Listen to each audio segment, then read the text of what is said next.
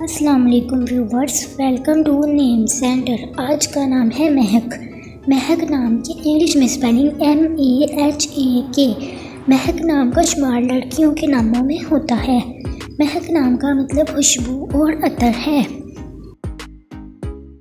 महक नाम में 3 हरूफ और 1 लफ्ज़ है। महक नाम की इब्तिदाई तारीख उर्दू ज़ुबान से निकलती है। महक नाम का मतलब मुस्लिम है और महक नाम के अफराद के लिए खुशकिस्मत नंबर 4 माना जाता है। महक नाम का बुर्ज असद और सितारे का नाम शम्स है। महक नाम के अफराद के लिए बेहतरीन वक़्त 3 AM से 5 AM तक है। महक नाम के अफराद के लिए बेहतरीन फूलों में सुर्ख गुलाब और गुले मरियम का फूल शामिल है।